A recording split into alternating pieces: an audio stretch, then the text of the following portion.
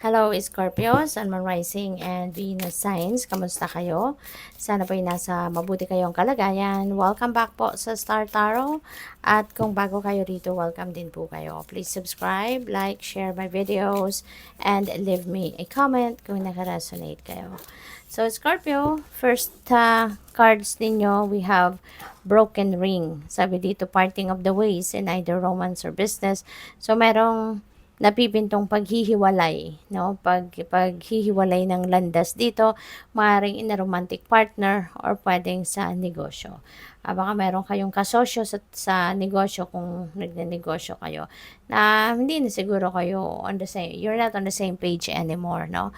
Hindi na kayo nag-share ng same interest dito sa regarding sa negosyo, kaya maaaring kayo ay maghihiwalay na. Dito naman sa romantic relationship, no? Pwedeng matagal nang merong alitan kayo, hindi na siguro kayo nagkakaintindihan talaga, meron na ditong hindi hindi maayos-ayos, no, na problema, kaya maaring last resort nyo na to.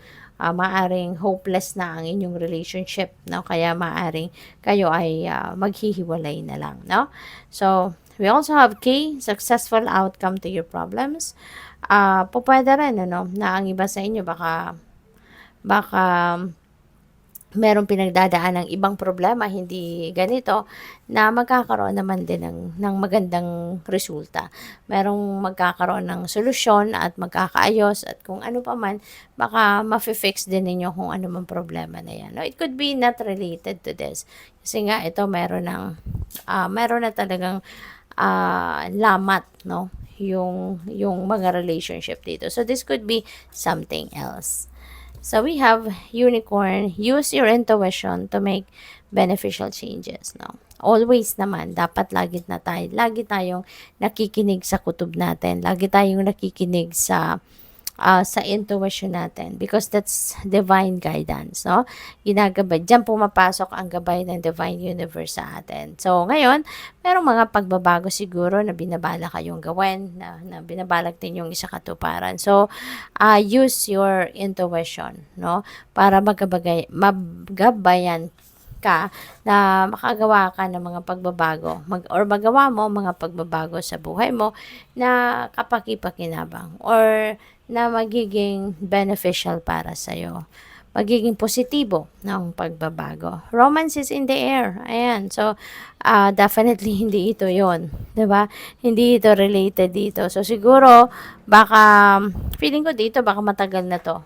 No? Baka matagal na tong merong naghiwalay dito, and maybe, kumbaga ngayon, kumbaga official na magkahiwalay ito. So, maaaring merong pag-uusap, no? Baka merong finality na. Kumbaga, kung siguro nag-apply ito or nag-file ito ng divorce or annulment, no? May mga um, uh, separation agreement na to.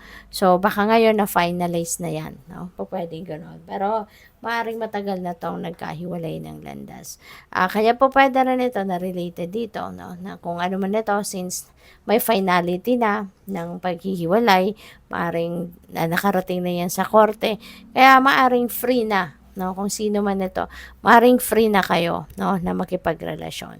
So, since meron tayong romances in the air, pwedeng ang iba sa inyo going to enter a new love and romantic relationship na, no? So, yun. Kasi malinis na, kumbaga, maaring may decision na ang korte.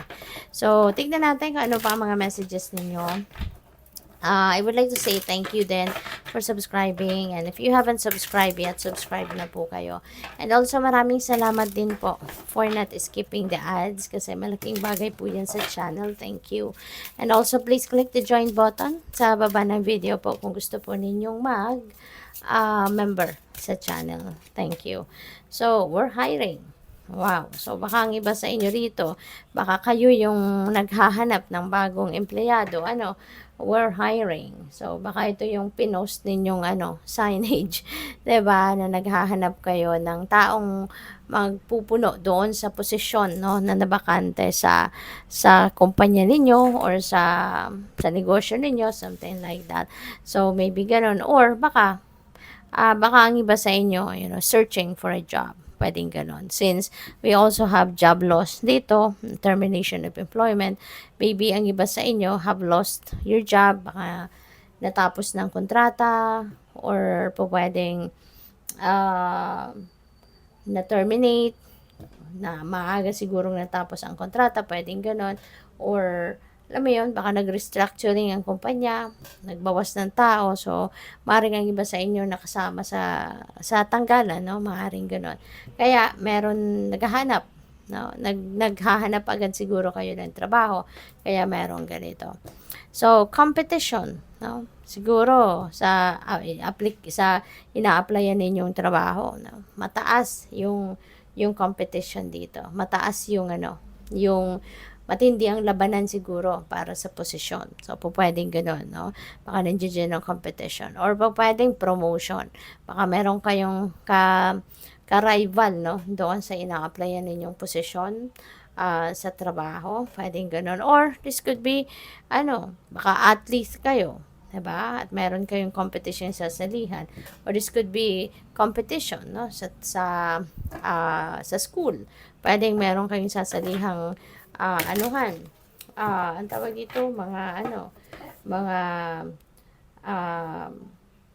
kung ano man ang related, no? Sa siguro mga contest sa kung ano, ang dami ng mga pa-contest ngayon sa eskwelahan eh.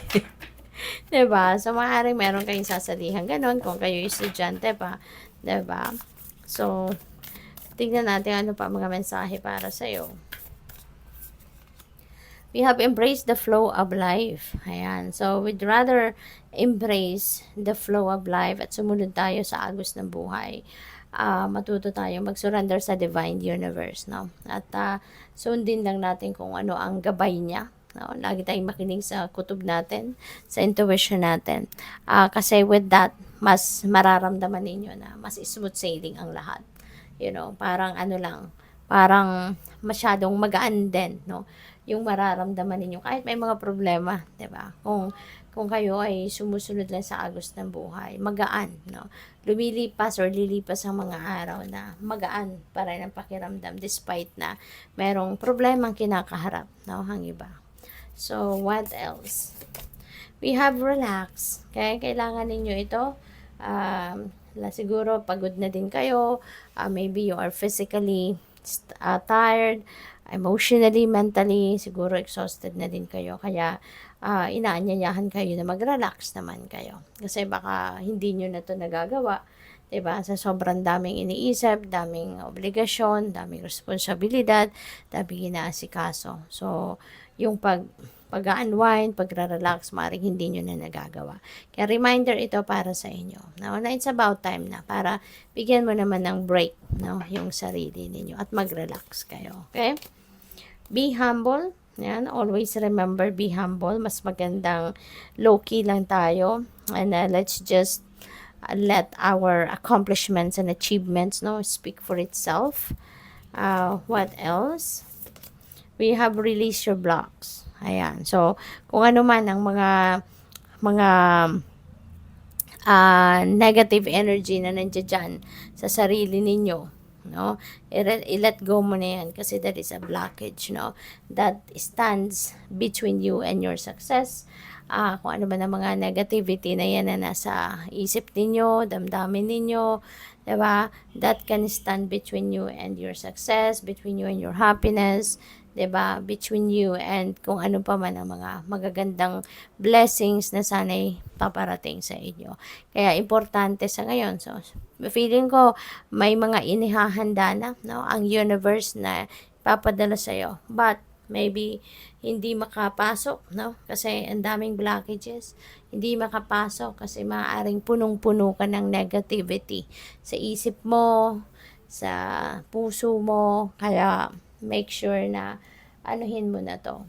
Make room, no? Make room sa sarili mo for this beautiful blessings. So, good luck. Thank you for watching. Love and light. Namaste.